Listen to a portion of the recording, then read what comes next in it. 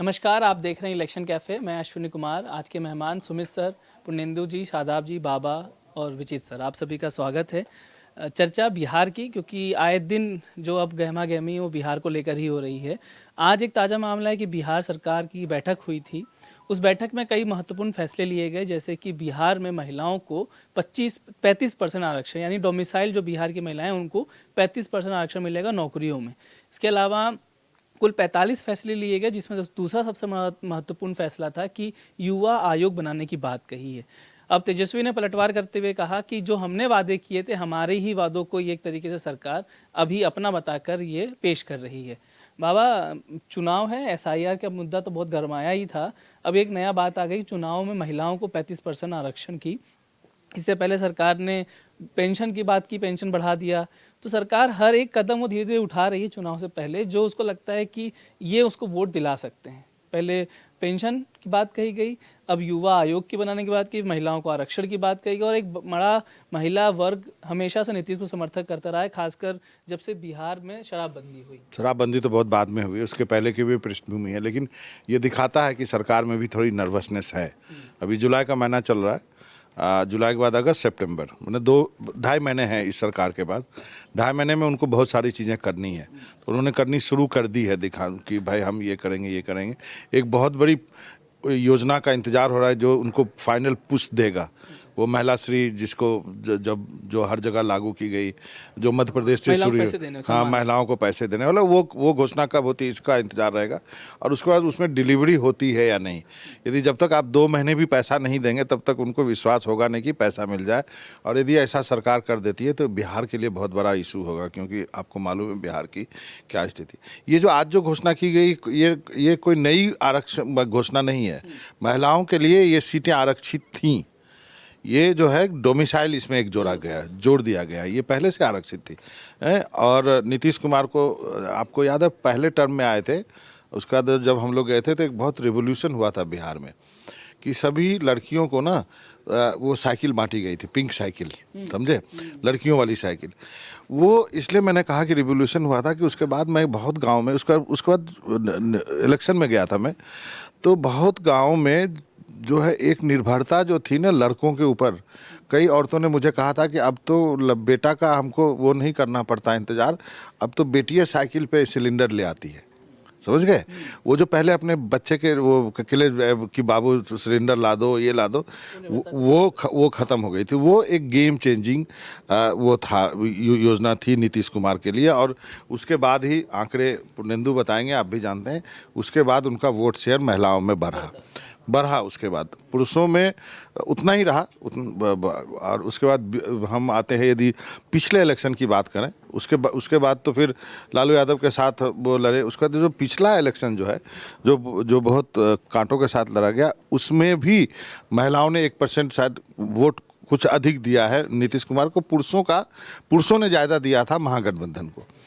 तो वो जो 10,500-11,500 वोट का अंतर था ना, वो वहीं से आया था। उसके बाद नीतीश कुमार ने शराबबंदी लागू की। शराबबंदी के बहुत सारे साइड इफ़ेक्ट भी हुए हैं, लेकिन वो कहा गया कि महिलाओं ने उनको किसी मीटिंग में कहा था, उसके बाद उन्होंने कहा, तो उसका कुछ बहुत आलोचना हुई, क्योंकि शुरू के कानून में था कि आपके घर में कुछ भी मिल गया तो आप पूरा परिवार जाता था, तो बहुत सारी महिलाएं भी जेल गईं। तो फिर उसमें संशोधन भी किए गए। लेकिन ये मुझे लगता है कि ये योजना जो है नीतीश कुमार ने एकदम टारगेटेड ऑडियंस, जिसको कहते हैं ना, टारगेटेड वोटर को ध्यान में रख कर किया है। देखते हैं इसका क्या परिणाम होता है। विजय सर, आजकल आप बिहार का शो भी कर रहे हैं, और पूरा एकदम स्पेशलिस्ट 4 बजे का शो है सर का, जरूर देखना आप सभी लोग। बिहार में चर्चा है, तो क्या आपको लगता है ये जो नीतीश कुमार की सरकार लगातार ऐसे लोक लुभावन वादे जो कर रही है, वो एक छटपटाहट भी है कि इतना काम नहीं हो पाया? सरकार की छवि पे भी सवाल उठता है, खासकर मुख्यमंत्री को लेकर भी सवाल उठता है कि उनकी स्वास्थ्य ठीक नहीं है। आपको लगता है ये सब चीज़ें इनको थोड़ा सा गेम चेंजर पुश कर पाएंगी, चुनाव तक मोमेंटम बना रहेगा? दो चीज़ें हैं, स्वास्थ्य अलग मामला है, मुद्दा ये अलग मामला है। स्वास्थ्य ठीक नहीं है, ये खबर आ भी रही है, और कई बार वो दिखता भी है। बावजूद इसके वो मुख्यमंत्री हैं, और चुनाव के बाद भी मुख्यमंत्री बने रहने के आकांक्षी हैं, ऐसा दिख रहा है। तो ये तो एक बात हुई। दूसरी बात कि बिल्कुल चुनाव जब सर पे होता है तो कोई भी सरकार होती है वो उस समय कोई बड़ा कार्ड खेलती है। महिला वोट नीतीश कुमार का आजमाया हुआ मुद्दा है और ये उन्होंने बिल्कुल चुनाव से ठीक पहले अगर 35% बिहारी मूल के महिलाओं के लिए अगर ये आरक्षण कर दिया है तो इसलिए कि महिलाओं में उनकी साख बहुत अच्छी रही है। विगत कुछ दिनों में ज़रूर खराब हुई क्योंकि जिस तरह से सरकार में उनका भी खुद का अपना कि दिखते इधर के हो जाते उधर के हैं, प्लस उनकी इधर सेहत खराब हो जाना, प्लस कभी आरजेडी के विचारधारा से तालमेल बिठाना, कभी बीजेपी के विचारधारा से मिलाना, तो वो सारी दिक्कतें थी। प्लस लेकिन नीतीश कुमार की ये सारी छवि इसलिए नीतीश कुमार ने जो आज ऐलान किया उससे नीतीश के प्रति लोगों की विश्वसनीयता महिलाओं की क्यों बनी रहेगी, उसकी बस इतनी ही पृष्ठभूमि है कि जितने बिहार में मुख्यमंत्री अब तक हुए हैं महिलाओं के लिए बड़ी शिद्दत से छोटी छोटी चीज़ों से बड़ा बदलाव करने वाला कोई मुख्यमंत्री हुआ तो वो नीतीश कुमार है। 2005 से 2010 के बीच के नीतीश कुमार, बाबा ने बिल्कुल सही कहा, वो साइकिल से सामान लाने वाली बात बड़ी बात है, लेकिन उससे भी बड़ी बात है कि शिक्षा, महिलाओं का, लड़कियों का पढ़ने की तरफ जाना और नॉलेज से बड़ी कोई चीज़ नहीं होती है। तो ये काम नीतीश कुमार ने ही किया। जब आरजेडी के साथ भी नीतीश कुमार गए तो शराबबंदी भी उन्होंने ही किया। शराबबंदी को लेकर के भ्रष्टाचार होता है, तमाम चीज़ें होती हैं, आप वो सारी चीज़ें एक जगह बात हो सकती हैं, लेकिन नीतीश कुमार की जो नीयत थी, जो इंटेंशन था, वो इंटेंशन उसमें परिलक्षित होता है कि नहीं, शराबबंदी कैसे समाज के लिए बेहतर, और उससे बिहार की महिलाओं पर की आर्थिक स्थिति अच्छी हुई, उनका जीवन खुशहाल हुआ, इस तरह की रिपोर्ट भी आई। तो इसीलिए नीतीश कुमार के लिए फ़ायदेमंद हो सकता है। उन्होंने वैसे तो उसमें आज 43 चीज़ों पर सामने आई हैं, लेकिन दो अहम हैं, एक महिला और दूसरा युवा। उनको लगता है कि युवा वोटर हैं, बहुत सारे वोटर हैं जो पहली बार होंगे, 5 साल बाद चुनाव हो रहा है विधानसभा का, तो उनके वोट हमको मिलेंगे और हो सकता है कि मिल भी जाएं। लेकिन हमें लगता है कि विपक्ष जिस तरह से अभी आक्रामक है कानून और व्यवस्था के सवाल पर, जिस तरह से हिंसक घटनाएं बढ़ी हैं, वो सारी चीज़ें भी नीतीश कुमार पर असर डालेंगी। क्योंकि जब नीतीश कुमार को महिला वोट से फ़ायदा मिला था 2010 में, तो महिला वोट के साथ साथ कई चीज़ें एक्युमुलेट हुई थी। उसमें अच्छी कानून व्यवस्था भी था, जिससे सुशासन बाबू का उनको नाम मिला। आज सुशासन की स्थिति, खासकर कानून और व्यवस्था और बाकी चीज़ों पर वो नेपथ्य में चली गई है। तो इसीलिए सिर्फ महिला आरक्षण से ही बात बन जाएगी, पता नहीं, बाकी देखिए। सुमित सर, जैसा सर ने कहा कि हाल के दिनों में जो घटनाएं वहाँ पे हुई हैं, खासकर मर्डर हो जाना खुलेआम, अभी 5 लोगों की एक ही परिवार का मार दिया गया, ये घटनाएं दिखाती हैं कि जो पहले आरोप लगता था आरजेडी के समय में कि जंगल राज है, वो एक तरीके से विपक्ष कह रहा है कि भाई आप सिर्फ एक ही चीज़ के लिए आरजेडी को बोल सकते थे, वो जंगल राज है, वो आपके समय में भी हो रहा है। आपको लगता है ये जो छुपाने, ये चीज़ों को कहीं ना कहीं सरकार नाकाम रही इस तरीके से, इसलिए इसको अलग अलग तरीके के लोग वहाँ वादे करने पड़ रहे हैं? नहीं, दो बातें हैं। आरजेडी पे सिर्फ जंगलराज का आरोप नहीं लगता था, भ्रष्टाचार का आरोप लगता था। चारा घोटाला हुआ, कोर्ट से साबित हुआ, लालू यादव जेल गए। लालू यादव उसके अंदर पनिश्ड आदमी है, सजा याफ्ता। हाँ, तो उसमें ऐसा नहीं कि सिर्फ जंगल राज की बात है। जी हाँ, जंगल राज की बात बिल्कुल थी। लालू यादव के वक्त में डकैती और उठाईगिरी और लूटपाट और किडनैपिंग ऐसी बहुत घटनाएं होती थी, और वो हाई कोर्ट ने टिप्पणी जंगल राज की थी, और उनके परिजनों पे इल्ज़ाम लगता था कि मुख्यमंत्री आवास से चल रहा है, उनके सालों पे इल्ज़ाम लगता था। साधु यादव और ये लोग, हाँ, तो ये भी फैक्ट था। पर ये बात आप जो बाबा ने कही और विचित्र जी ने कही, हमको ये नहीं भूलना चाहिए कि नीतीश कुमार का 2005 से 2010 का जो कार्यकाल रहा, वो उनके करियर का बेस्ट कार्यकाल है जी। हर एज ए मुख्यमंत्री भी, एज ए पॉलिटिशियन भी। इनफैक्ट वो जो दशक था पूरा, वो नीतीश कुमार के लिए बड़ा शानदार रहा। 97-98 से लेके और 2000 तक का वो पॉलिटिकली राष्ट्रीय स्तर पर छा गए, एक तरीके से आप उनको कह सकते हैं। साफ़ सुथरी छवि, सुशासन बाबू, ईमानदार नेता, परिवारवाद से दूर, काम से काम रखने वाले, अच्छे ओरेटर, संसद में उनके भाषण बड़े अच्छे रहते थे। लेकिन आज की तारीख में जिसका आप जिक्र कर रहे थे, उनके रहते पिछले 20 साल से लगभग वो मुख्यमंत्री हैं, और उनकी जिस राज्य में जिसने महिलाओं के उत्थान के लिए इतने कार्यक्रम किए, साइकिल से लेके और पंचायतों में आरक्षण दिलाने तक में, उस राज्य में डायन कह के एक महिला को मार दिया जाता है। डायन कह के आज़ादी के 77 साल के बाद पूरे परिवार को, मतलब उस परिवार को डायन कहा गया, उसके पूरे परिवार को मार दिया गया, और अभी तक कोई नहीं पकड़ा गया। मतलब ये 24 घंटे हो गए, 3 हो गए गिरफ्तार, 3 गिरफ्तार हुए। चलिए अब विचित्र बताया, 3 गिरफ्तार हुए। हुआ क्यों? इसका मतलब अशिक्षा है, इसका मतलब अंध आस्था है, इसका मतलब आज भी लोगों को राजनीतिक तौर पर, क्योंकि ये भी सच्चाई निकल कर आ रही कि राजनीतिक तौर पर वो जो 2 परिवार थे जिनकी लड़ाइयाँ थी वो विरोधी थे, उसका भी फ़ायदा उठाया गया। तो हमको इन चीज़ों को नहीं भूलना चाहिए कि नीतीश कुमार ने चाहे बहुत अच्छा काम किया हो, अपने लिए ईबीसी और महिलाओं की 2 नई कॉन्स्टिट्यूंसीज क्रिएट की हों इस और काम करके, ये नहीं कि सिर्फ क्रिएट कर दिया, वादे कर दिए, काम करके क्रिएट की हो, वो भी अपने राज्य में महिलाओं को सुरक्षित नहीं रख पा रहे हैं। तो ऐसे में अगर आज की तारीख में वो जो तमाम स्कीम्स के अनाउंस किया गया जिस पे हम चर्चा कर रहे हैं, महिलाओं को नौकरी देने की बात हो या युवा आयोग बनाने की बात हो, बहुत अच्छा लगता है। आखिरी 2 महीने में क्यों, आखिरी 3 महीने में क्यों, अभी क्यों लेकर आ रहे हैं? आप तो इतने दिनों से मुख्यमंत्री हैं, आप कर देते, आपको करना चाहिए था। यूथ बिहार का सड़कों पर है, हर हफ्ते बिहार का यूथ किसी ना किसी बहाने प्रोटेस्ट कर रहा है, कभी इस नौकरी को लेके, कभी उस नौकरी को लेके, कभी बेरोजगारी को लेके, कभी पेपर लीक को लेके, कभी बीपीएससी को लेके। लगातार बिहार से यूथ के प्रोटेस्ट की खबरें आ रही हैं। उसको एड्रेस करना था, आपने ये पहले क्यों नहीं किया? आज क्यों कर रहे हैं?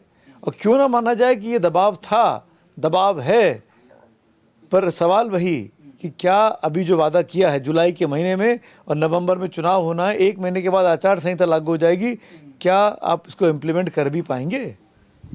एक इम्प्लीमेंटेशन तो बहुत बड़ा सवाल है, क्योंकि अभी तो सारे अधिकारी एसआईआर में बिजी हैं वैसे भी, तो वैसे भी मशीनरी सरकार के पास। युवा को लेकर बिहार का युवा बहुत वोकल रहता है और वो खुल के सरकारी नौकरी को लेकर बोलता है, और उसने कई बार तेजस्वी को सपोर्ट, पिछले चुनाव में हमने देखा युवाओं का बड़ा सपोर्ट था क्योंकि वो मुखर था।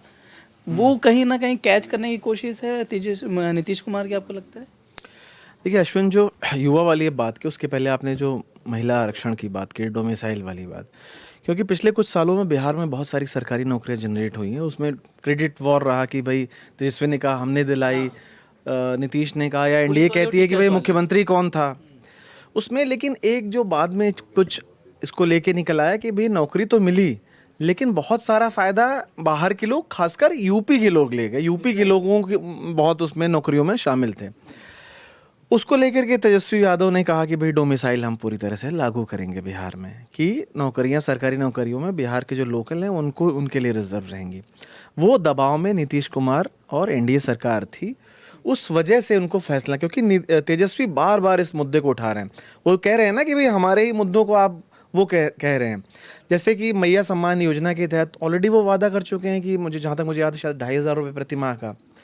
अब मार्च के आसपास में खबर सूत्रों के हवाले से आई थी कि जुलाई में एक योजना लॉन्च हो सकती है महिला सम्मान की। अब आज ये तो आरक्षण की बात हुई, डोमिसाइल, अगर वो भी लॉन्च हो जाती है, सब बाबा कह रहे हैं कि भाई 2 किस्त तो आपको देनी पड़ेगी कम से कम, अगर वोट में कन्वर्ट करना है। वही हाल दिल्ली वाला, जैसे दिल्ली में तो बजट में ऐलान कर दिया कि हाँ भाई देंगे, और बाद में जीतेंगे तो और बढ़ा देंगे, दे नहीं पाए, उसका बहुत नुकसान हुआ। अगर उन्होंने 2-3 किस्त दे दी होती तो हो सकता है चुनाव परिणाम कुछ और होते। हम दावा नहीं कर सकते, लेकिन एक बात होती, वो ना करना है। ये बीजेपी ने इसको बहुत बड़ा मुद्दा बनाया, और उन्होंने कहा कि सिर्फ दिल्ली की बात नहीं, पंजाब का उदाहरण है। भाई पंजाब में आप 22 में चुन के आए, आप 25 तक नहीं दे पाए, 3 साल में आपने क्या किया वहाँ पे? तो वो उनके गले की फांस बन गया। अब ये चीज़ इनके लिए, इनके ऊपर भी लागू हो सकती है। रही बात युवा वोटर की, तो सुमित सर ने बड़े विस्तार से बताया कि युवा हर हफ्ते कोई ना कोई आंदोलन को लेके, कभी पेपर का लीक है तो कभी कुछ है, कितना बड़ा मुद्दा वहाँ बना। बिहार में तो बहुत सारे कोचिंग इंस्टीट्यूट है, इवन कोचिंग के टीचर्स को आंदोलन करना पड़ा। जन स्वराज के जो प्रशांत किशोर हैं वो भी पटना मैदान में थे। तो बहुत, और हालांकि वो स्वतः स्फूर्त आंदोलन था। हाँ, डोमिसाइल का, हाँ, डोमिसाइल के लिए महिलाएं जो हैं, महिलाओं को उन्होंने दे दिया, जबकि वहाँ के युवा छात्र जो है ना, लड़के, वो आंदोलन पे हैं। वो डोमिसाइल सबके लिए मांग रहे थे। बिल्कुल, हाँ, सिर्फ महिलाओं को दिया है। 90% बिहारियों को मिले, वो तो एक कॉन्स्टिट्यूंसी को उन्होंने नाराज भी कर दिया, सिर्फ महिलाओं को दिया, पुरुषों को नहीं दिया, तो जो मेल वोटर है वो नाराज भी होगा। मुझे मेरी समझ से अब नीतीश को ये बोलना चाहिए कि अभी 35% नहीं है, बाकी सब दे देंगे, चुनाव जिता दो खाली। तो मुझे लगता है शुद्ध कि युवा आयोग वगैरह बनाने से मुझे तो कोई बहुत वो लगता नहीं, उसका फंड कितना है, वो समस्याएं सुनेंगे, तो उसका रिजल्ट आने में बहुत वक्त लगेगा कि वो युवा आयोग क्या सुनता है, क्या एक तो संस्तुति देगा, उसको कोई ऐसे पावर तो होती नहीं, फैसला सरकार को ही लेना। जैसे उन्होंने कहा कि भाई बहुत सारे लोग मांग करते हैं डोमिसाइल की, अब किया भी तो सिर्फ महिलाओं के लिए किया है, आप पुरुषों के लिए भी कहते थे, हालांकि यहाँ पे आरक्षण उनके साथ है वो। और आरक्षण नहीं, ऐसा नहीं है, उन्होंने जो समझ में आया आज पूरा देख के, उन्होंने इसलिए किया होगा कि महिलाएं हमारी कोर वोटर हैं। हाँ। तो वो पहले क्लियर कर लो, ये एग्जैक्ट है। अब वो भाई करने को तो पुरुष भी चाह रहे होंगे कि कर दो। कहते हैं ना एग्जाम में जो सवाल पहले है उसको कर लो पहले, वही वाला हाल है। चलिए, वो जो आयोग बनाया है ना, उसके साथ जो मेंबर होंगे ना, वो भी 18 से 45 के बीच होने चाहिए, तो वो भी युवा ही रखे जाएंगे। बाकी शादाब जी बोलेंगे, अभी मैं निकलने वाली नेक्स्ट राउंड में आता हूँ फिर। अब आपको लगता है कि काफ़ी लेट जागे हैं नीतीश कुमार जी? इतना सब कुछ करना था, इतने साल से मुख्यमंत्री हैं, 3 महीने पहले कर रहे हो आप, वो साफ संदेश जा रहा है वहाँ की जनता को भी कि आप सिर्फ चुनाव जीतने के लिए कर रहे हैं। अगर आपको करना ही था, क्योंकि इम्प्लीमेंटेशन में तो समय लगता है, इम्प्लीमेंटेशन के लिए आपके पास 3 महीने का वक्त बचा है, 3 महीने में आप कहने के लिए तो बहुत कुछ कर सकते हैं, लेकिन जो अधिकारी जो प्रोसेस करेंगे वो बहुत लंबा प्रक्रिया है, कैसे हो पाएगा ये सब? नहीं देखिए, बिल्कुल इसमें आपने बिल्कुल ठीक कहा कि बिल्कुल पूरी तरीके से ये एक चुनावी आप कह सकते हैं मूव है। देखिए इसमें एक सवाल और भी है कि देखिए महिलाओं को जो आरक्षण उन्होंने दिया है ये पहले से लागू है। अब उन्होंने कहा कि भाई अब डोमिसाइल जो राज्य की महिलाएं हम उनको ही देंगे। देखिए आप पुलिस डिपार्टमेंट देख लीजिए या दूसरे विभाग हैं, उसमें वो ऑलरेडी पहले दे चुके हैं।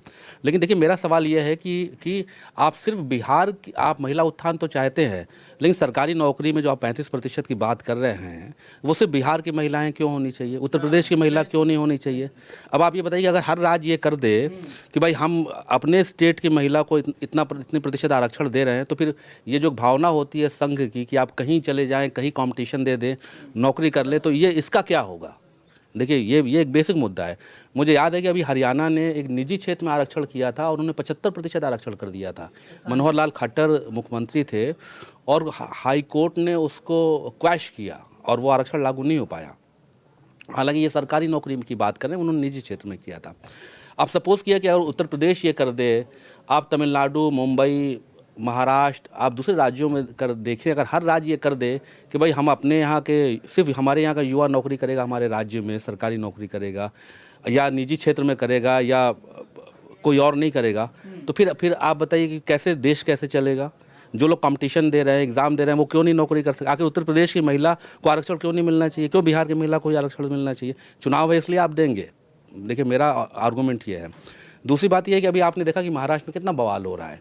महाराष्ट्र में जो नेता मराठी अस्मिता का मुद्दा उठाते हैं, उनका भी तो ये मुद्दा है कि आप हमारी भाषा बोलो, हम रोज़गार करेंगे, हमको यहाँ नौकरी मिलेगी, आप बाहर का आदमी आकर नहीं ले सकता। तो क्या आप इस तरह की परंपरा शुरू करना चाहते हैं?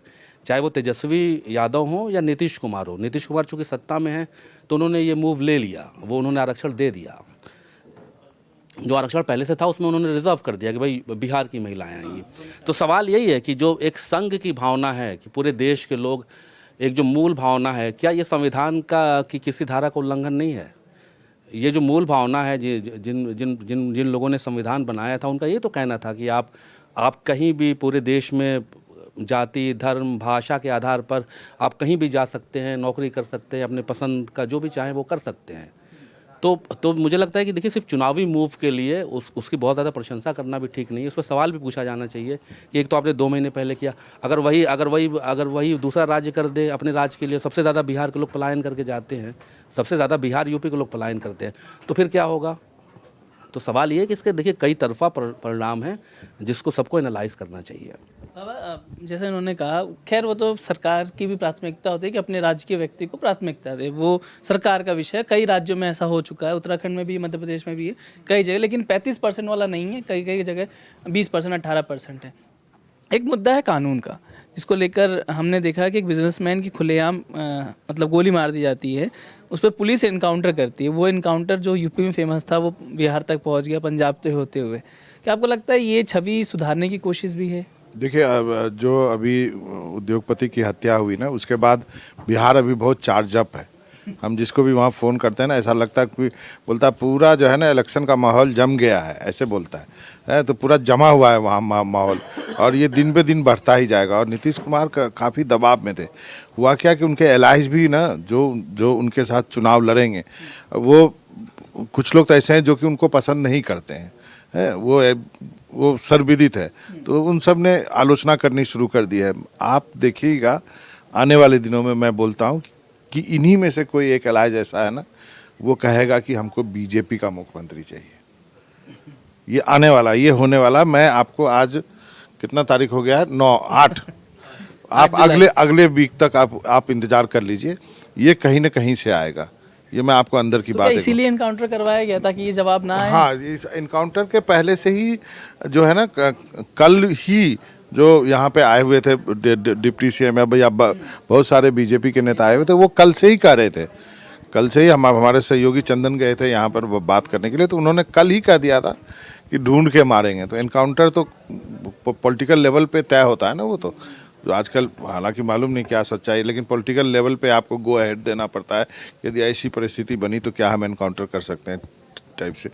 तो वो एक तो ऐसा जवाब रिस्पांस आना ही था, उसके बाद वो बुलडोजर भी वो चलना ही था। लेकिन बहुत ज़्यादा दबाव में है, जेडीयू दबाव में है। अभी नीतीश कुमार की लीडरशिप जो है वो, उस पर एक सवालिया निशान लगना शुरू हो गया है। बहुत दिनों से चर्चा हो रही है कि भाई ये है वो है, लेकिन इतने साल उन्होंने शासन किए हैं और बहुत अच्छा शासन किया। अभी भी आप बिहार जाते हैं, हमारे जैसा लोग बिहार जाता है तो एक बार ज़रूर चौंकता है कि अच्छा ये भी बन गया है, इतनी रोड बन गई है, डबल डेकर फ्लाईओवर बन गया पटना में, जो हम लोग का कॉलेज था साइंस कॉलेज, वहाँ पर डबल डेकर फ्लाईओवर बना है पूरा, जो अशोक राजपथ है। तो ये सब चीज़ें हुई हैं, लेकिन वो प्रेशर में हैं। अब प्रेशर जो है वो एलाइज डाल रहा है, वो अधिक सीट बारगेनिंग करने के लिए भी डाल सकता है। और नीतीश कुमार तो 100 से कम सीटें लड़ेंगे नहीं, क्योंकि वो भी जानते हैं कि ये एलाइज किस लिए कर रहा है बदमाशी। तो वो भी 100 सीटें लड़ेंगी, बीजेपी भी, और वो बीजेपी को कहेंगे कि आप अपने में से दे दीजिए, आपको बहुत पसंद है, हम अपना सीट नहीं लेंगे।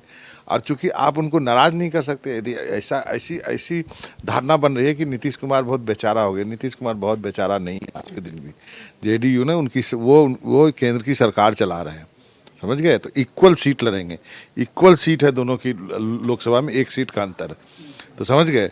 तो वो वहाँ पे असली बैटल जो है ना, अभी जब निगोशिएशन टेबल पे वहाँ शुरू होगी कि कौन कितनी सीटें पर स्टिक करता है और कितने सीटें एलाइज के लिए जाता है, तभी जो है चिराग पासवान करेंगे। हम सभी 243 सीट पे लड़ेंगे, देखते हैं क्या होता है।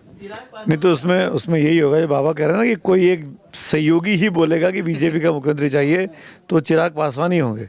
जिस तरीके से चिराग ने इन दिनों से अपने घर, नहीं, जेडीयू के घर को आग लगा रखी है, अपना घर रोशन कर रखा है जेडीयू के घर में चिराग से आग लगा करके। तो मुझे लगता है कि चिराग की तरफ से डिमांड आएगी। बहुत वोकल हैं, बहुत बात कर रहे हैं। जैसे लॉ एंड ऑर्डर को लेकर जो उन्होंने कुछ कहा 2 दिन पहले गोपाल खेमका की हत्या के बाद, वो सब चीज़ें इशारा कर रही है कि कहाँ से आ रहा है, क्यों आ रहा है। और पिछली बार वो कैसे चुनाव लड़े थे, एनडीए में रहते हुए भी जेडीयू के खिलाफ तमाम कैंडिडेट खड़े कर दिए। नीतीश कुमार की पार्टी का क्या हाल हो गया, ये छुपा थोड़ी है। और वो किसकी इशारा, वो खुद मुँह पे बोलते हैं कि मैं तो मेरे अपने प्रधानमंत्री का मैं अनुमान हूँ। ऐसा लगता है कि सिर्फ उन्हीं के प्रधानमंत्री हैं, वो देश के प्रधानमंत्री नहीं है। मतलब इस हक से वो बात करते हैं, इतने हक से तो कोई बीजेपी का नेता नहीं बोलता है। मैं यहाँ पे डिस्क्लेमर दे रहा हूँ, ये बात सुमित बोल रहे हैं, मैं नहीं बोल रहा कि कौन सा इलाज बोलेगा। ये बोल के आपने और साफ कर दिया, ये बोल के आपने और साफ कर दिया, आप ही ट्रैप में फंस गए। इसकी बोलने की जरूरत नहीं थी बाबा। लेकिन मैं इसमें इतनी सी बात कहना चाह रहा था कि बिहार के चुनाव में नीतीश कुमार के लिए इस उम्र के इस पड़ाव में ये सबसे कठिन चुनाव है। मुझे लग रहा था कि पिछला चुनाव सबसे कठिन था उनका, लेकिन ये असली कठिन चुनाव है। एक तो सेहत साथ नहीं दे रही है, मुझे लगता है कि मानसिक तौर पर भी इश्यूज़ हैं, क्योंकि जिस तरह के टॉपिक उठ रहे हैं ना, उस पर नीतीश कुमार चुप बैठने वाले आदमी नहीं थे। हत्या हो जाती है, 4-4, 5-5 दिन हो जाते, नीतीश कुमार चुप नहीं रहते थे। मतलब मुहर्रम के जुलूस में बिहार में पत्थर चल जाता है और नीतीश कुमार चुप रहेंगे, ये हो नहीं सकता है। मुहर्रम इतनी सालों से मनाया जाता है वहाँ पे, ये सब चीज़ें और राज्यों में होती थी, बिहार में नहीं होता था। इस बार वो भी हुआ गोपालगंज में 2-3 जगह पर। तो ये चीज़ें दिखा रही है कि वो एक्टिव भी नहीं है, एक्टिवली पार्टिसिपेट भी नहीं कर रहे हैं, और इससे उनका तो जो छवि खराब हो रही है वो तो हो ही रही है। इससे उनकी चुनाव लड़ने के जो प्रोस्पेक्ट, उनकी पार्टी के जेडीयू के जो प्रोस्पेक्ट हैं वो भी कमज़ोर हो रहे हैं। देखिए, नीतीश की 3 ताकत है आज की तारीख में, मुझे लगता है तमाम दिक्कतों के बावजूद। पहली, नीतीश की भूतपूर्व छवि, आज की नहीं, जो पहले की एक छवि बनी हुई है बहुत सकारात्मक है। दूसरी, केंद्र सरकार का उन पर अवलंबन, टिका होना। और तीसरी, विपक्ष को लेकर के बिहार की एक धारणा। विपक्ष में तेजस्वी यादव हैं, तो तेजस्वी यादव पर भ्रष्टाचार का आरोप भले हो, लोग मानते हैं नहीं मानते हैं, लेकिन वंशवाद का बहुत बड़ा है कि पूरा सब कुछ एक ही मतलब थाली में है। और उनके पिताजी और माताजी के राज को लेकर के लोगों में कोई बहुत अच्छी धारणा नहीं है। एक दो जातियों को, बल्कि ये भी है कि पूरे ओबीसी और दलित और मुस्लिम छोड़ दीजिए, ये भी बात सही है कि जितना सामाजिक बदलाव का काम तेजी से लालू यादव ने 1990 से 95 में किया, वो भी क्रांतिकारी था। लेकिन 95 के बाद की लालू रबड़ी की सरकार में वो चीज़ नहीं रह गई थी जो 90 से 95 के बीच लालू यादव के समय में था। तो वो चीज़ एक इनके लिए खतरा है। मैंने पॉजिटिव जाता है कि अगर नीतीश नहीं तो कौन। हमारे एक मित्र मजाक में कहते हैं, तेजस्वी यादव ने बार बार कहा है कि मुख्यमंत्री अचेतावस्था में, मुख्यमंत्री अचेत हैं। मेरे एक मित्र हैं, उन्होंने बार बार मजाक में ही कहा कि मुख्यमंत्री अचेत हैं, लेकिन नीतीश कुमार एक ऐसे नेता हैं कि अगर वो 5 मिनट के लिए भी चेतना में होंगे तो सब धराशायी करके फिर चले जाएंगे। वो इतने बुद्धिमान वो नेता हैं। और ये बात है, नीतीश कुमार का अतीत इतनी कलाबाजियों में भरा हुआ है। जब पहली बार वो एमएलए बने थे 1985 में, तो ये घटना है। 1983 में चंद्रशेखर पदयात्रा कर रहे थे। आज चंद्रशेखर की पुण्यतिथि भी है। तो उस समय नीतीश कुमार उस पदयात्रा में शामिल हुए, चंद्रशेखर के साथ गए। फिर चुनाव लड़ने का सवाल आया जब 85 विधानसभा में, चंद्रशेखर ने उनको पैसे दिए, तो उन्हें लगा हमारी पार्टी से लड़ेंगे। पैसा उन्होंने चंद्रशेखर से लिया और लड़ा चौधरी चरण सिंह की पार्टी से। तो और सबसे बड़ी बात है कि उसके बावजूद दोनों उन पर विश्वास करते रहे। मतलब दोनों के साथ उनके संबंध मतलब बहुत जूनियर थे, बहुत अच्छे बने रहे। ये हुनर नीतीश कुमार में ही है कि एक आदमी से पैसा लेना, दूसरे की पार्टी से चुनाव लड़ना और दोनों के साथ मधुर संबंध बनाए रखना। तो और इसीलिए नीतीश कुमार को जो बाबा ने कहा कि हल्के में मत लीजिए और निरीह हैं, वाकई कई बार निरीहता भी बहुत बड़ी ताकत हो जाती है। और हमें लगता है कि अभी नीतीश उसी ताकत को एंजॉय करना चाहते हैं। नहीं, उतना जो बात कही तो दो लाइन बोलूँगा। आप देखिए ना, विपक्षी एकता की उन्होंने शुरुआत कर दी थी। सोनिया गांधी के घर चले गए थे 10 जनपद। नहीं, मैं तो सिर्फ इतना, जो विचित्र जी का शो आपने शुरू में टीज किया ना बड़े अच्छे से कि देखिएगा 4 बजे, शो का नाम पता क्या है? बिहार का बाजीगर कौन। और बाजीगर किसको कहते हैं? जो हारी हुई बाजी को जीत ले। तो क्या नीतीश कुमार के लिए सोच के आपने नाम बाजीगर रखा है क्या? नहीं, ये नाम हम लोगों ने तय किया था बहुत पहले। तो लालू यादव के बारे में बात की, एक लाइन बोलूँगा तेजस्वी के लिए कि हाँ ठीक है, मैं मानता हूँ तेजस्वी के पास बैगेज है, लालू यादव का बैगेज है। वो जंगल राज जो शब्द है ना, वो चिपक गया है। लेकिन मुझे लगता है बहुत हद तक तेजस्वी ने उस बैगेज को ख़त्म किया है। पिछला चुनाव यदि देखें तो 11,500 वोट का ही अंतर था। वो वोट का आप किसी तरह भी एक्सप्लेन कर सकते हैं। एक तरफ बीजेपी के साथ लड़ने वाली पार्टियों का दमखम और एक जो पार्टी अपोजिशन में रही हो और उसके पास कैसे लड़ाई लड़ी जाती है वो एनडीए के खिलाफ, वो अपने आप में एक उदाहरण है। अब देखते हैं इस बार क्या होता है। देखिए एक चीज़ मुझे भी कहना है कि देखिए ये जो हम लोग की चर्चा है, ये तो हालांकि नीतीश कुमार के बारे में तो सब लोगों ने बहुत विस्तार से बताया। देखिए मुझे लगता है कि इस बार जो बिहार का चुनाव है ना, उसके इतने कोड़ खुले हुए हैं और इतना ज़्यादा वहाँ पे जो आप कह सकते हैं राजनीतिक सरगर्मी है, वो पहले कभी नहीं रही। आप प्रशांत किशोर को भी इग्नोर नहीं कर सकते। जिस तरीके से प्रशांत किशोर वहाँ मूव कर रहे हैं, वो जिस तरीके से उन्होंने घोषणा की है कि उन्होंने ओबीसी को 70 टिकट देंगे, माइनॉरिटी को 70 टिकट देंगे, बाकी लोगों को टिकट देंगे। या तो आप कह सकते हैं कि इस बार का जो प्रशांत किशोर की जो एक नई पार्टी है उसकी परफॉर्मेंस भी काफ़ी कुछ डिपेंड करेगी कि कौन सरकार वहाँ बना सकता है और वो किसको फ़ायदा पहुँचाएंगे, किसको नुकसान पहुँचाएंगे। दूसरी बात यह है कि अगर आप बात करें चिराग पासवान की, देखिए चिराग पासवान ऐसे नेता हैं जिनके बारे में आप बहुत पहले से प्रिडिक्ट नहीं कर सकते। आप याद कीजिए कि पिछले चुनाव में क्या हुआ था, उनका उनका मंत्री पद तक चला गया, उनकी उनकी पूरी पार्टी मर्ज हो गई, लेकिन वो फिर उन्होंने कम बैक किया और अभी उन्होंने जो बयान दिया है कि वो सभी सीटों पे चुनाव लड़ सकते हैं, तो इसके भी एक निहितार्थ है। ऐसा नहीं है कि राजनेता कोई बोलता है तो ऐसे हवा में बोलता है, उनके ज़रूर उनका कोई बैकअप प्लान है जिसको शायद वो अभी पब्लिक नहीं कर रहे हैं। दूसरी बात, वो अभी भी नहीं बता रहे हैं कि क्या वो विधानसभा चुनाव लड़ेंगे।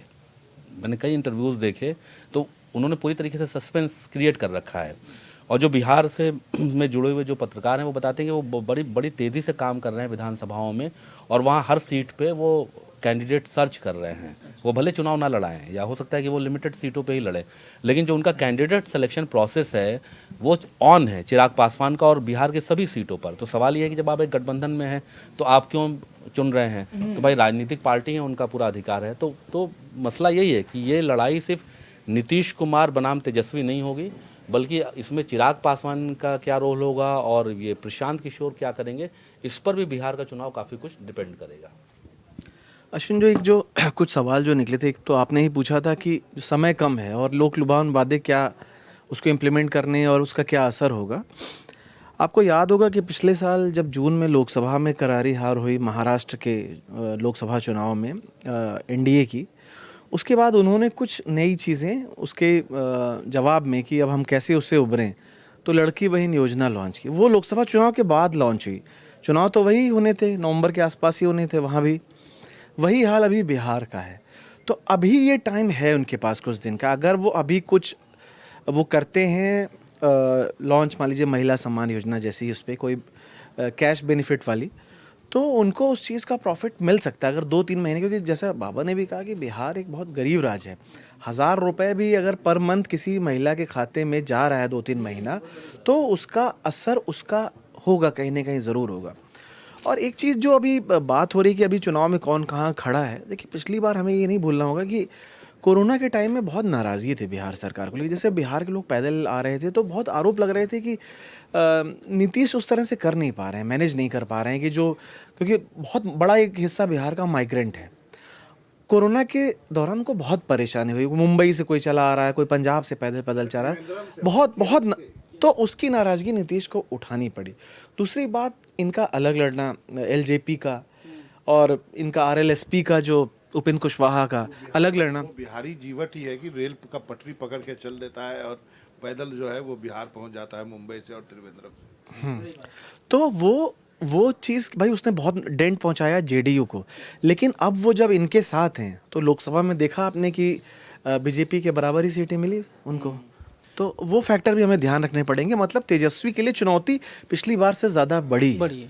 तो दर्शकों से एक अपील है, क्योंकि यहाँ पे बिहार के एक्सपर्ट ज़्यादा हैं इसे, और बिहार में भी 3 महीने से ज़्यादा समय है, तो आप रोज़ ये शो देखिए, क्योंकि यहाँ पे जो बिहार के एक्सपर्ट रोज़ बैठेंगे और हम कोशिश करेंगे हर दिन बिहार से जुड़ा हुआ या भारतीय राजनीति से जुड़ा हुआ जो बिहार से जुड़ता हो कहीं ना कहीं, उस सब विषयों पे बातचीत करेंगे और आप तक वो जानकारी साझा कर सकें। जो विचित जी ने जैसे बताया चंद्रशेखर जी का किस्सा कि पैसा उससे लिया और वोट चुनाव लड़े कहीं और से, तो ये सब जो बातचीत है वो आपको यहाँ मिलती रहेगी। तो रोज़ इसको देखिए और ज़्यादा से ज़्यादा लोग तो शेयर करिए, देखिए खुद भी और शेयर ज़्यादा करिए, ताकि बाकी लोग भी इसको देख सकें। और 4 बजे का शो और रात को 9 बजे का शो ज़रूर देखें।